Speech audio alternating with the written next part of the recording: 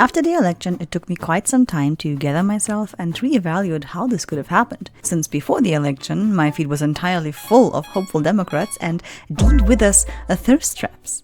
So I was convinced that the Democratic Party would win, but according to the statistics, a lot of men and women voted for the Republicans.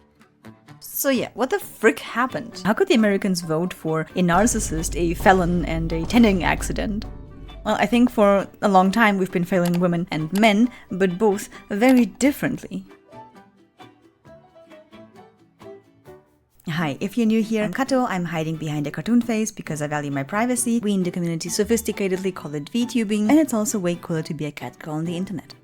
As VTubers, we usually try to stay away from politics, with exceptions, but we live in turbulent times, and the VTubing community is generally an amazingly creative and LGBTQ open space. Heck, a lot of VTubers are openly queer, neurodivergent, and supportive about it, but behind the model, we are also humans. So please keep in mind that this video will not be about VTubing, but rather about the great divide between the genders that I have been seeing for the last couple of months. Men have been grappling with a loneliness epidemic. This phenomenon is a byproduct of patriarchal systems built and sustained by men themselves. With patriarchal systems, I mean that historically it was men who decided for laws, regulations, and societal norms. Women were there too, but mostly homemakers, needing permission from their husbands to pursue activities like publishing books, or at least do it under a male pseudonym. Therefore, the needs of men have been met for the longest of time, and some norms and pressures have been existing for the longest of time. The pressure on men to adhere to the societal norms of manliness are stronger than those for women. And these structures prioritize stoicism, dominance, and individualism, which aren't bad things in and of itself, but they got out of control and left men isolated and disconnected. And it's all intertwined with cultural shifts in masculinity and the divide between genders, resulting in a modern crisis of identity. You see, parallel to Trump's rise, a cultural shift in masculinity emerged through, at first, self-improvement. Initially focused on personal growth, but it quickly morphed into a hyper-masculine ideal. And gym culture was accompanied by terms like alpha, beta, sigma, and others. And this movement painted an overly simplistic picture of malehood, reducing them to hierarchies. Figures like Andrew Tate, Adrian Ross, and Jordan Peterson gained massive followings by promoting ideologies rooted in capitalistic self-interest like NFT and crypto. Even though all of them kind of pretend to care for you and make you a better man, in the end they're money grifters. They want you to spend your money with them, especially their courses. So I just paid the $50 for the course. Let's see if it gets us out the hood. Hold on tight. We're about to get rich. Right here, Hustlers University. So after I paid the $50, it brought me to this Discord that shows me a ton of different businesses I can try out. I went to every section of the course, but it's really just basic stuff you can just find on YouTube. People say they join this for the networking, but you're just networking with a bunch of broke Andrew Tate fanboys. And men who were seeking meaning in their lives just gravitated towards those influencers. And in those fields, women are excluded and even demeaned. I think the best videos on this topic that I saw were from Jimmy the Giant, where he talks about how he escaped the alt-right pipeline and how the left failed young men. Why do they call them cucked libs? Like, why do they use beta male? Why do they use these phrases? Why? Because young men are, and this is a hot take, brace yourselves, a little bit insecure. I know, lads. I know I shouldn't say it because I'm trying to win the boys over, but just fucking bear with me because I was there. When you're a young lad, right, you are trying to figure out who you are, what you want to be. And so you go on your journey, you know, you pack your bag, you jump on a camel, you travel to the desert, you climb up a mountain in search of answers. In reality, you're on your phone having a shit on your lunch break, but, you know, it feels like you're on this sort of journey of discovery, right? And so you're a young lad, right? So you look around, who do I want to be like? And, you know, you probably grew up watching Tom Cruise just fucking stick it to him. You loved Jackie Chan, you loved, like, Vin Diesel. I mean, you grew up on that. You're playing Call of Duty every day. Then when it comes to looking for role models, who are you more likely to connect with? Are you more likely to connect with Steven Crowder, Matt Walsh, Joe Rogan? Or are you more likely to connect with Owen Jones?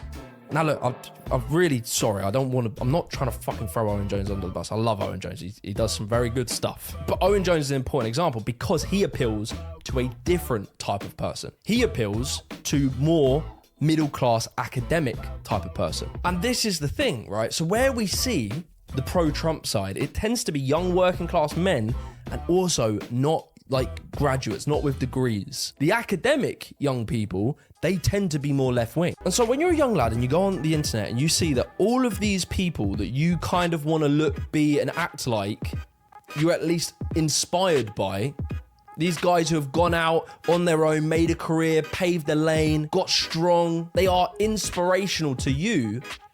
And they all happen to be in this ecosystem of conservative politics. There is a reason they attack their manhood. There's a reason for it. Because if they can make the left be synonymous with being a fucking pussy, they know that no bloke wants to be a pussy. Why do you think they're always talking about how the left are cucked and blah, blah, blah? Why do you think they use that sort of terminology? Because it works on young men who are still developing their masculinity and they might be a little bit insecure about certain things. They might be single. They might not have met a woman yet. And so they want to be the type of character that appeals to women, and they're scared of being feminine. And it's so perverse, man, because if you think about it, there is nothing stronger than being compassionate. Compassionate is the geezer who sees a girl being creeped on in a club, goes up and tells those guys to fuck off, leave her alone, and then check that she's alright. That is compassion. And before you click off, I do realize that men are struggling not because of other men specifically, but because of the system that got out of control. Especially in America, people are struggling to afford healthcare, often have shitty starting points where education is either out of reach or just leaves them with a lot of debt. And of course, nobody wants to pass up an opportunity to get some money and create a better future for themselves. And men are usually at the forefront and, in my opinion, suffer the most since so much is expected of them. The 2020s increased this isolation through the pandemic. Both men and women retreated into online spaces where podcasts, video essays, and short-form content became the dominant forms of entertainment. The values these influencers promoted were just detached. It was all just about superiority. Custom made from a tailor. He said, I'll get hold of the Vicuña fabric, but it's going to cost $20,000. I said, make me 3 in 3 different colors, because 60 grand is fuck all. Once inside, members are conditioned to view the external perspectives as invalid. Says the news. Yeah, but the news lies. Far-right influencers effectively exploited this dynamic by undermining reputable sources and redirecting their audiences to specific platforms. Especially young men were drawn into that, since it was usually connected to some form of hustle culture. And every time they heard a different opinion, it was just framed as liberal propaganda. It was just tuned out. There was no information coming in from outside of their bubble because the self-sealing nature of cults. Okay, just because Trump followers are getting their names tattooed on their forehead, like the mark of the beast in Revelation chapter 13, doesn't mean that it's cult. It's not like they're making golden idol statues of Donald Trump and like well, they're not worshiping the. I mean, that's praying. They're not like bowing. Okay, but that's just for fun. They don't have like worship music dedicated to Donald Trump. Okay, but there's no like conspiracy theories. But like they're not dangerous. They're not. Well, but those are just supporters of Donald Trump. It's not. But that's just. They did a little bit of writing. Okay, they just took over the Capitol. It wasn't like they're sexualizing. I mean, maybe a little sexualizing. Guys, it's not a cult. I know what it looks like, but I'm telling you, it's not a cult. Because of the fear to be corrupted by the libs and the peer pressure surrounding them to agree and not fall out of place, dialogue becomes impossible. And these echo chambers expanded into movements like Red Pill, Black Pill, MGTOW, looks-maxing, and pickup culture. The ideologies reinforced the transactional views of relationships. They framed men and women as adversaries rather than true partners. Women. I specifically remember seeing the delusional test. It generated the idea that high-value men are exceedingly rare, playing into both insecurities among both genders. For women, the grim narrative was the threat of never finding a suitable partner, and they would end up alone with cats. By the way, if this teaches me anything, is that I just need to adopt more cats. Meanwhile, men, thinking of themselves to be this rare and special seed, which added even more pressure to perform in front of the public, were just disillusioned with pesky women and began seeking traditional wives elsewhere. Where? I still wonder myself. Let's take a little tangent here. The search for a traditional wife is just riddled with flaws. Western women, women from Europe and, well, Japan for example, just don't date anymore. There also aren't enough Chinese women to date due to China's one-child policy. And therefore they have very high standards when it comes to dating, often coupled with a very high income expectation. Obviously, one-child policy, do your own research, it was horrible. But now the problem in Chinese society is that there are less women than men. And growing up, the expectation, or my parents would always be like, you shouldn't really date Chinese men because they don't know how to cook, they don't know how to clean, they're not really self-sufficient, they're like babied. But now things have changed so much that men, because there are so little women, the men are just like so single and they have to be like very, very eligible bachelors for women to want them. Now the expectation for men is that they have to like have good jobs, they have to know how to cook, they have to like be super self-sufficient, basically be like really, really good guys. And then maybe a girl will want to date them, and maybe the girl's family will think that they're good enough for the girl. And like maybe women don't have as big of expectations, but Chinese women do. And the thing is, Chinese women's families have even higher expectations for them. And they even call it a marriage squeeze, where so little people are getting married, and there's just so much pressure being put on men to like become better so that they're able to get married. So what about Russian women? Well, they seem to still have their gold digger stigma.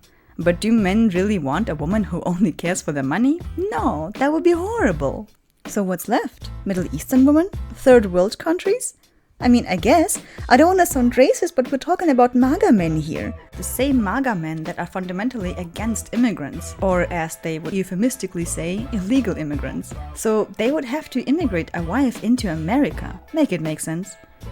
So in a way, the male loneliness epidemic is something they have inflicted on themselves. But at the same time, as a collective of male and females, we have kind of failed to approach this at the start, at the root. It is so funny to me that when we talk about men's mental health, men want to blame women and feminism for the state that men's mental health is in. When in reality, the reason that men's mental health is in a crisis is because of men. When I give a presentation, I would say 70 to 80% of the people who are there are women. Even when I give a talk on men's mental health, the most people there are women. Like 75% of my audience on TikTok is women. My biggest supporters are women. There are so many women that care about their fathers, their brothers, their uncles, their sons. They are willing to do anything to help them. But men won't do a single thing to help themselves. And men want to go back to the 1950s when women had less rights and stood, in the kitchen to take care of the families. Men weren't happy there either. They were drinking all the time. The only pushback I get in public or on social media about men's mental health is from other men. So if you want to fix the mental health crisis and really help men in their mental health, start with yourself. And it is on men and women together to address the issue and speak out about it and provide help. ContraPoints actually made an amazing video about specifically that. Men and women are trapped in these cycles of isolation and misunderstanding, and certain influencers just thrive on that division. And breaking free from this cycle requires dismantling these patriarchal structures that created it. And we should embrace empathy and honest dialogue, where we listen but don't judge.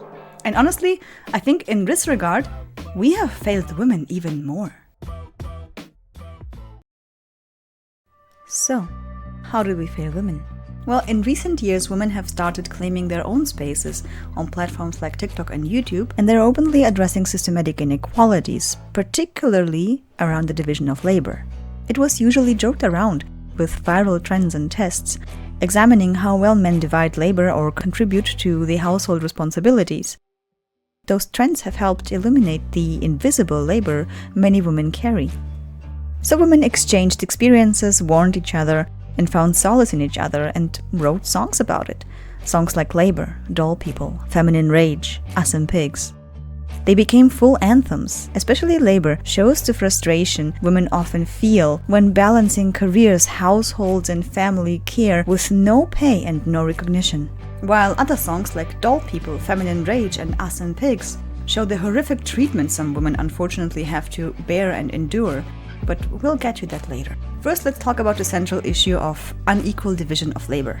While men and women are paid for their work in corporate jobs, the unpaid labor of maintaining a household, which includes cleaning, cooking, caregiving to children, relatives, or pets, and often maintaining the emotional balance and needs of their husbands, has historically fallen on women.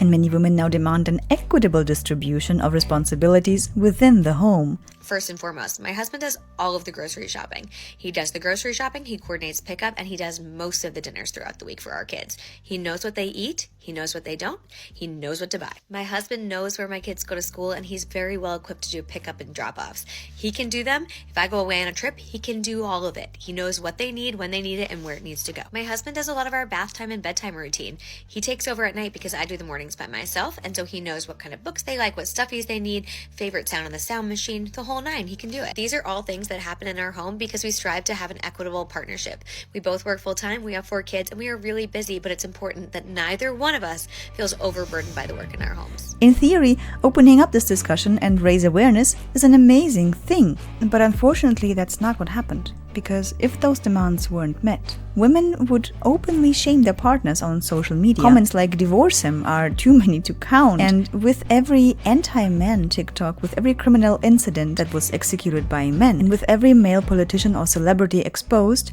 with every murder of a woman, a hatred of men started to creep in. The ones that were most vocal were the ones with children, obviously, because they were most affected by it. And I think I speak for all women when I say feminism isn't about destroying men or taking rights away of men. It's about equal treatment of men and women on both sides, choosing what your life should be, whether you want a life with children or a child-free life or something else entirely. It is really up to you. That is what feminism is all about, not belonging to men specifically and being able to choose your own path. After this little tidbit, I would like to return back to the rise of the child-free movement, because for women without children, the societal expectations around motherhood and caregiving could feel just as oppressive.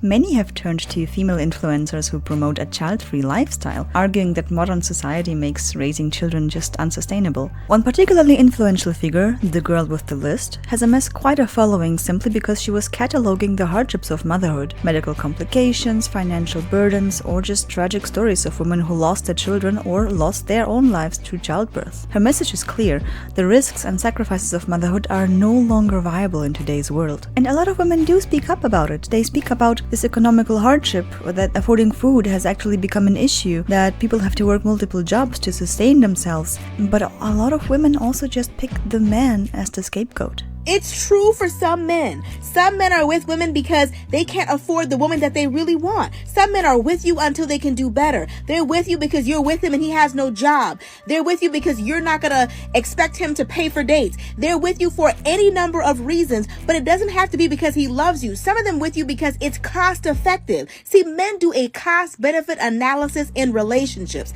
They could be with a woman who they have no interest in. They don't like her. They can't stand her, but she's giving him a place to stay, and she's letting him drive her car, and she's paying for all the bills. He'll be with her until he could do better, but as soon as he could do better than her, she's out of there. This is why the men get so mad about the baddies who won't give them a chance when they don't have anything, because that's who they want. As much as I love her videos, watching them a little bit too often could create the false illusion that all men are like this all the time.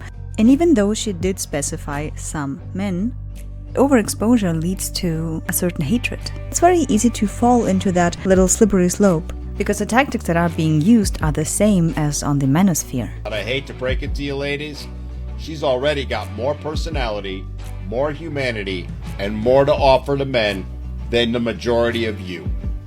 And with a lot less drama, narcissism, and never-ending ridiculous demands. If AI technology is that far along already, it's not going to be too far down the road that men are going to be making the choice to be with a mechanical robot over a lifeless, uncaring woman, one who only cares about them for the money they have. And thus we both blatantly insult each other on both spectrums, stooping to low levels of putting every man or woman in one evil pot, overgeneralizing, diminishing, but it gets worse. You see, women also spoke openly on social media about how men betrayed, deceived, and assaulted them, especially wives with current husbands or ex-trad wives. Usually it involved rape, domestic violence, and heavy gaslighting. Watch it. Watch it. Fucking watch it. I'm gonna let go. I'll get what you need me to get. And I need some space. We need to just fucking be a little bit. Okay? I love you. I love you very much. I don't love you. That's the thing. So there were more than enough occurrences and examples to learn from. And whenever those videos surfaced on TikTok, for example, usually the first response you see from men are not all men. And those felt very dismissive and just added to the fire. I just watched a live TikTok where the creator had the background image say something like, "It's all men. Feel free to request and join the conversation so you can prove me right." And I listened to like a half a dozen young men from the ages of like 25 to 35 join in and immediately throw tantrums and proceed to prove this woman right by saying things like, well, why is it all men? Why is it all men? Why is it all men? And the sin to them is the assumption that it's all men, and not understanding what that means from the perspective of practical safety. And I have had conversations with guy friends of mine who are like, well, I'm a good guy, and I have to tell them, like, okay, sure, you're quote unquote a good guy. If I gave you a pack of M&Ms and 1 out of 100 M&Ms gave you diarrhea, would you ever buy a pack of M&Ms again? No? Okay, cool, you're on the way. 1 out of 4 women has had something terrible happen to them. They have had someone force themselves on them. And every one of those dudes, for the most part, wasn't some guy like waiting in the bushes to jump out and attack them. Most of those guys were people that they thought could be trusted. And those of you that are quote unquote good guys, you're standing on the sidelines and you're making this harder because you're throwing tantrums by going, oh, it's not all men. You're part of the problem too. And it doesn't have to be that hard. But as you sit there continuing to be part of the problem and throwing a tantrum, rather than going, you know what, maybe it is on me to actually demonstrate that I'm safe before I get a temper tantrum because someone doesn't assume I'm a safe, good guy. Do you know why I never have problems with this? I know I'm a safe person, so I don't get piss pants when someone needs to make sure that I'm safe first. I give them that distance they need so that they can know, hey, you're actually safe with me. Every one of you dudes that are out here standing on the sidelines talking about quote unquote a good guy, you're not actually a good guy. You're objectively part of the problem. Women felt unheard and invalidated. The persuasive not all men sentence has become, at least for my For You page and my demographic, a representation of men's tone deafness to women's concerns. And unfortunately, it resonates with countless women, sparking a broader culture movement that resents to interact with men altogether. Is that not of the devil? Like, it's literally you. These women are talking about how they're not going to date men, sleep with men, procreate with men, and all these other things, right? And it's like, wow, like, what are you going to do? Feminism is going to lead these women into dating each other. This is not going to benefit you in any way. This just screams you hate men. Welcome to the Find Out portion of Fucking Around, where women literally don't care if we go extinct. Like, literally, women all over the world have decided that if the choice is to be married to a man who treats us like nothing, who gives us no incentive or benefits to being in that relationship, or the population dying off, we will let it die off.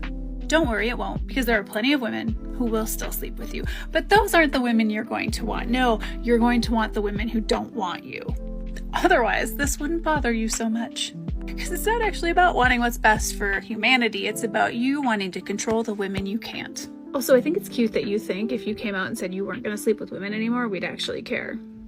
Most of us just want you to leave us alone. Also, marriage isn't natural. It's a contract. It's about ownership of property, women, and study after study have shown that men who are married are happier and live longer, but women who are married are less happy and don't live as long. Oh, and sweetheart, it's not about misandry. It's not about us hating men. It's about us expecting men to evolve and be better, and you choosing not to. So if you don't like this, if you don't like the fact that women have said, you know what, we're done, we're peacing out, let it die off, you have no one to blame but yourselves. And the anger grows. It spirals into radicalization. Women no longer accept not all men as an argument, not even as a sentence, and instead demand that men actively address systematic gender inequalities. Men who fail to speak out are then labeled complicit or worse, automatically as predators, even if they didn't do anything wrong. So while some women embrace the basically MGTOW movement for women, the 4B movement, others advocate for a more radical approach. My song Dead Men Don't Rape, these lyrics, these are the words that I scream to hundreds of people every night on tour. And when I'm screaming these words, I'm thinking about men that are free right now, that have raped children, they have raped babies, they've raped toddlers. These are men that have raped women, they've raped girls, they've raped other men, they've raped little boys. And so a lot of men get offended and they think that I mean all men. And then the anger from me is that they don't hear that line and feel the anger that we feel. This is happening to men too. This impacts men too. Male violence is happening towards other guys. Obviously it's happening towards women more. If you have experienced a justice system failing you and you've experienced how it feels to have people disbelieve you and then watch a predator walk free without any repercussions, you understand what dead men don't rape means. If your biggest fear is a woman lying, like, Jesus Christ, our biggest fear is being murdered. When you hear the words dead men don't rape, you've got to think about all of those people that have been failed by a justice system as rapists and child molesters. Child rapists walk free. And these movements have gained massive tractions online, especially among those who feel the system has failed them specifically. Social media started promoting books like A Handmaid's Tale, which depicted very dark realities for women, realities that aren't fictional anymore for some women and aren't even fictional anymore nowadays in America. And what makes me personally very sad is that women who still spoke out about men's issues were labeled as a pick-me. Even though men's issues still exist, they weren't saying anything wrong, they were just simply advocating for the men in their lives that they still love and cherish. I think personally these entire 2 or 3 years have turned women into victims and men into automatic offenders and culprits, regardless of the situational context or whether they did anything wrong or not. We have become so radicalized, which has provoked equally extreme reactions from men. What happens to a group if you tell them, no, you can't play with us?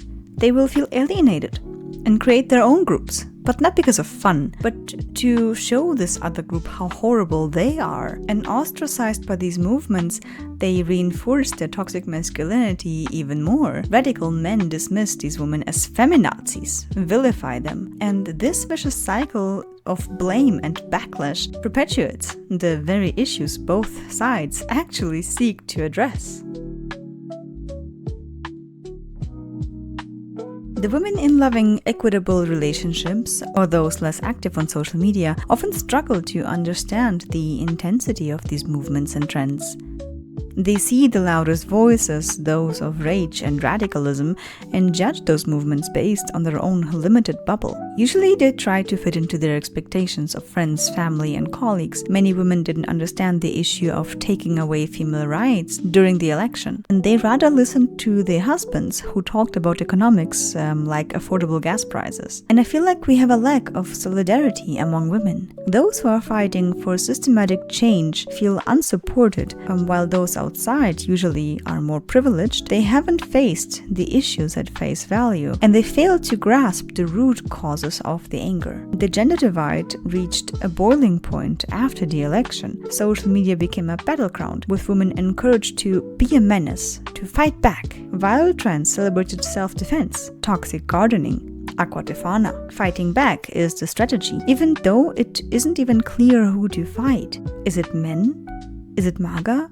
Who are we fighting specifically?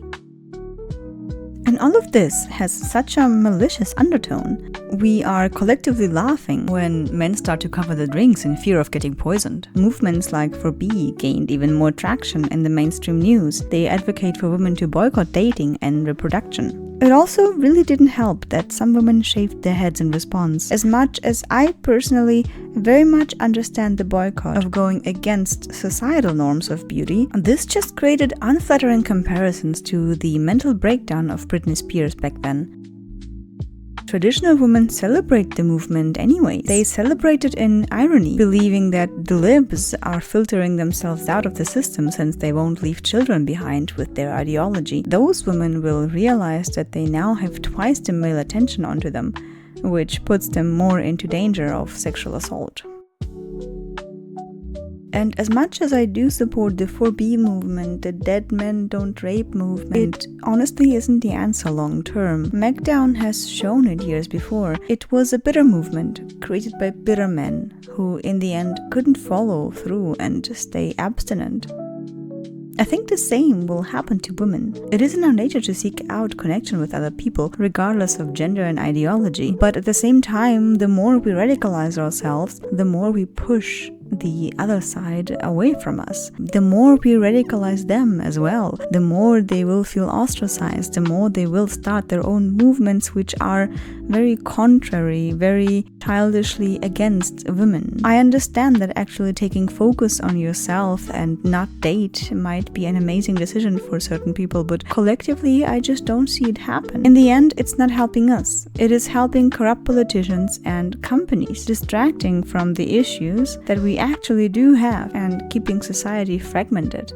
If there is anything that you take away from this video, is that this male loneliness epidemic is just hypermasculinity, echo chambers, and rigid ideologies. We have failed men in integrating and making them feel safe and secure to actually move forward and embrace actual meaningful relationship. We should have worked actively against that. We should actively tell them that this is all bullshit, that it is okay to be vulnerable, that it is not okay to be trapped in this cycle of isolation, of misunderstanding. And it's also not helping that companies and influencers just exploit this for views and clicks even further. At the same time, we have failed women as a collective to make them feel safe and secure around men and women at the same time. We as a collective have exploited women for their labor. We dismissed their voices and ignored their struggles for far too long. We alienated both men and women because we failed them in such different ways. The only thing that I wish that we could gather from this is embracing solidarity as much as we can. And honestly, I'm not the best at this. These videos somewhat help me to gather my thoughts, even though they are still very scattered. But at the same time, I hope that I can embrace empathy and connection in my own little community and just in general in my surroundings. But anyway, for today, I think I would cut it right here. Maybe we'll talk about this another time, and I hope you enjoyed this video nonetheless. Let me know if I have missed anything in the comments below. If you want to support me, please leave a like and subscribe and share this video with your friends. It really helps me a lot. Feel free to join the Discord and Twitch. I'm always happy to see new people and grow this amazing community that we have. And thank you so much for watching. I will see you guys in the next video. Let me know what you would like it to be. See ya!